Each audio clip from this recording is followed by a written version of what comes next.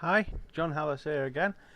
Today I'm going to try and talk you around a lap of Zolder in the 911 RS Porsches. I know this race has already taken place, but a lot of people seem to struggle with it, and we've also got two more races around here on Sunday evening, so it should still hopefully be of some help. So I'll load my setup. Got 13 laps of fuel. Final gear ratio is 5 to 7 to 1. Rear wing's 1 degree, brake bias is 56 front, 44 back, brake pressure's 90, power's 25 and coast is 12.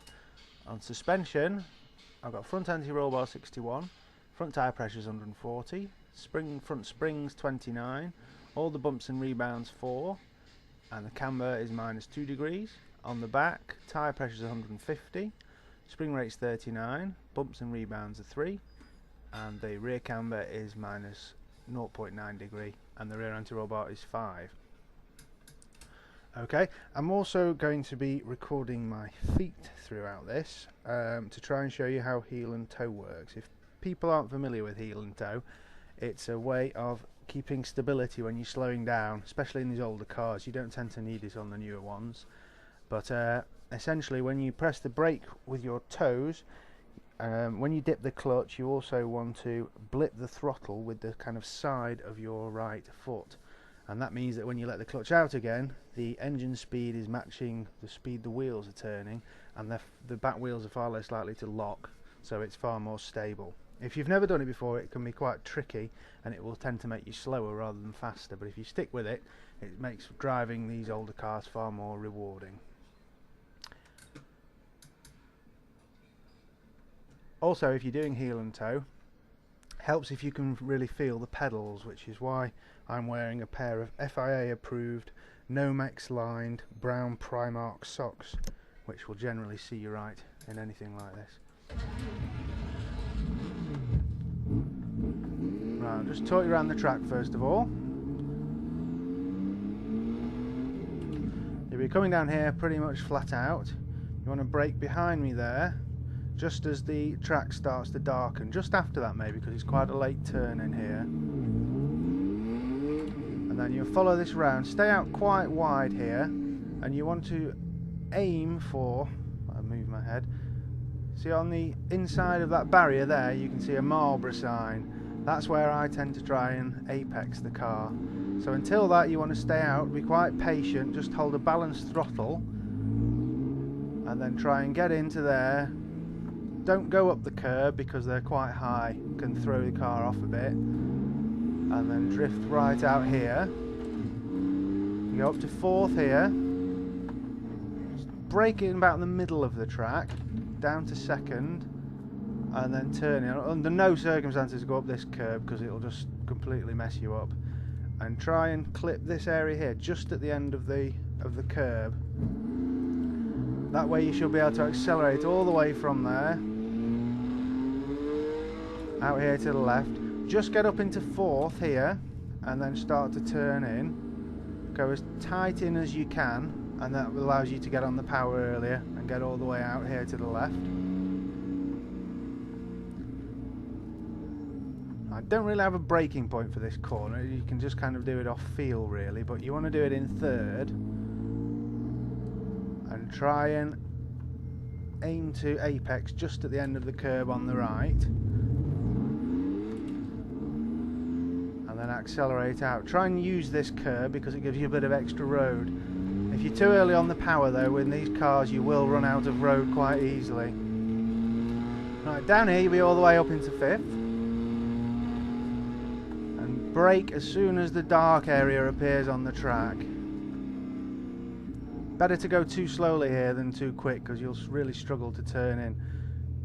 Close to that curb on the left, close to the one on the right, and this 3rd one you can bounce over a little bit. If you hit either of the other two, it'll tend to compromise your exit speed and you'll end up a bit slower than you could be. Here you can do this flat out, but you want to get as close to this curb as you can without really actually driving onto it. Then follow that motion round to here, down to 3rd, not all the way out to the left but quite far. Then turn in, again don't ride the curb, just get close to it. But the exit curb here you do want to try and use, because that effectively gives you a bit of extra road and gives you a less severe angle to turn into this corner. Now usually when you're going fast, simply lifting off the throttle will bring the back round ever so slightly and allow you to take this corner. You shouldn't need any brake, but until you get used to doing that, it's best to just use a little bit of brake. And again, you can use this curb to give you a bit of extra exit room.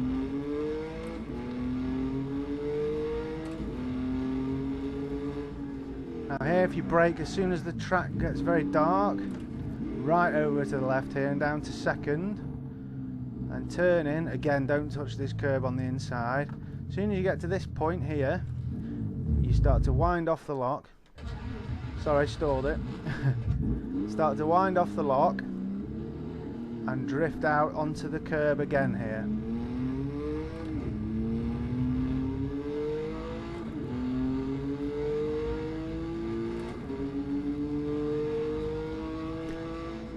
Right, into fourth, then down to third where the track darkens. Again, you have to be patient here. So you want to aim for that tiny little sticky out bit on the right curb. If you get as close to that as you can without actually hitting it, you should be able to accelerate from that point on without having to lift again. If you find yourself running out of road though, just a gentle lift should do it. But right, try and go a little bit faster this time. Touch down to third, stay out wide, aim for that Marlborough. Up into fourth, down to third, second. Quite close here. Didn't mean to clip that then.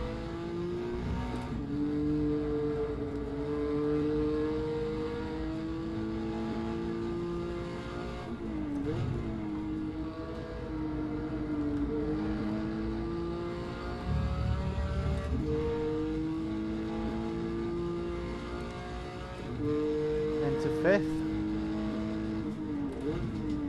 Brake nice and early here.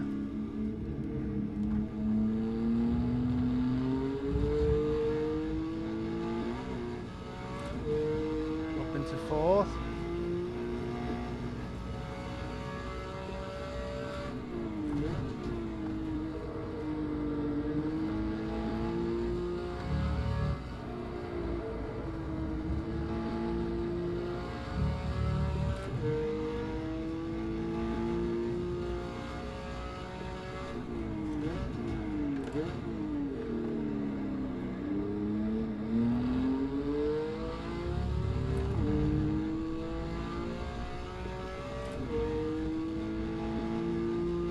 Right over to the right. Just balance the throttle.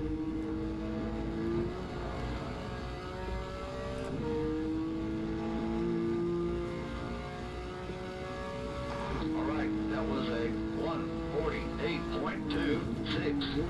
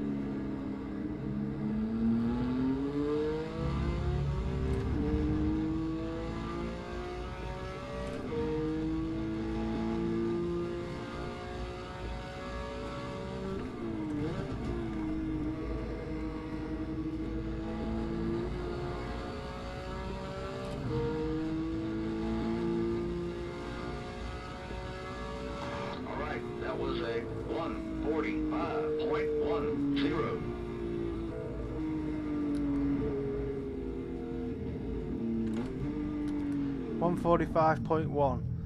That was a couple of little mistakes there, but it's very hard to do it when you kind of know you're filming yourself. But it should. I think that was quicker than most people were getting on Sunday night. So if you just try and follow those lines and try and start slowly and build up your speed gradually, you should be fine. If there's anything else I can help with, just let me know. Okay, bye bye.